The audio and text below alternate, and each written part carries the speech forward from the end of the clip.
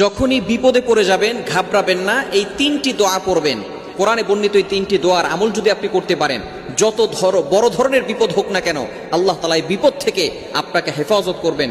Protect from all accident, সকল বিপদ আপদ থেকে, বালা মুসিবত থেকে আল্লাহ তাআলা আপনাকে প্রটেক্ট করবেন, হেফাজত করবেন।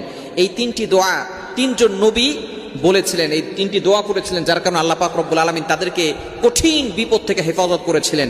নাম্বার 1, 1 নাম্বার হচ্ছে ইব্রাহিম আলাইহিস সালাম একটি দোয়া করেছিলেন। সেই দোয়াটি 4 নম্বর পারার 11 নম্বর পৃষ্ঠার 15 নম্বর লাইনে রয়েছে।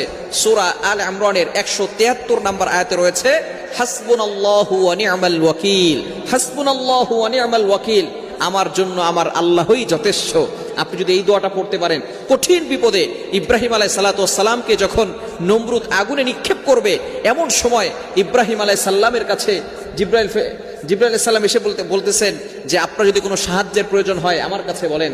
সাথে সাথে ইব্রাহিম আলাইহিস সালাম বললেন যে আল্লাহ আমাকে দুনিয়াতে পাঠিয়েছেন, সেই আল্লাহ কি দেখছেন না আমি বিপদে পড়ে আছি?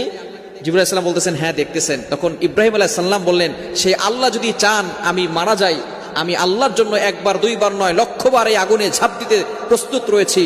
আর ওই আল্লাহ যদি চান আমাকে হেফাজত করবেন, তাহলে দুনিয়ার কারো সাহায্যের প্রয়োজন নেই, আমার আল্লাহই আমাকে হেফাজত করবেন। বলেন সুবহানাল্লাহ। তখন ইব্রাহিম আলাইহিস সালাম এই দোয়াটা পড়েছিলেন, হাসবুনাল্লাহু ওয়া নি'মাল ওয়াকিল, আমার জন্য আমার আল্লাহই যথেষ্ট।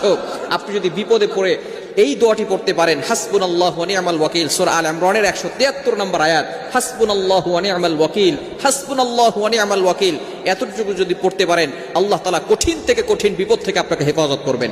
নাম্বার 2, দ্বিতীয় নাম্বার দোয়া হচ্ছে, নূহ আলাইহিস সালাম এই দোয়াটি পড়েছিলেন, সূরা কমারের 10 নম্বর আয়াতে রয়েছে, রব্বি ইন্নী মাগলুবুন ফান্তাসির, রব্বাহু আন্নী মাগলুবুন ফান্তাসির। নূহ আলাইহিস সালাম এই দোয়াটা পড়েছিলেন, রব্বি ইন্নী মাগলুবুন ফান্তাসির। আপনি আপনার রবের কাছে সাহায্য প্রার্থনা করছেন।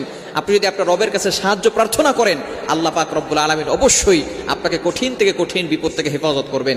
নূহ আলাইহিস সালাম 950 বছর দাওয়াত দিয়েছিল, মাত্র 80 থেকে 82 জন মানুষ দিনটাকে কবুল করে নিয়েছে, বাকি কেউ এই দিনকে কবুল করে নেয় নাই। ফাইনালি নূহ আলাইহিস সালাম আল্লাহর কাছে দোয়া করেছিলেন এবং বিশাল প্লাবন হয়েছিল, এগুলো আমরা অনেকেই জানি, এই ঘটনা বলবো না।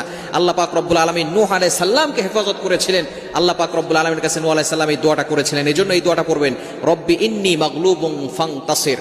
এবং তৃতীয় নাম্বার হচ্ছে আইয়ুব আলাইহিস সালাম যে দোয়াটি করেছিলেন, রব্বি আন্নী মাসতানিয়াদ দুররু ওয়া আনতা আরহামুর রাহিমিন, এই দোয়াটা পড়বেন। আইয়ুব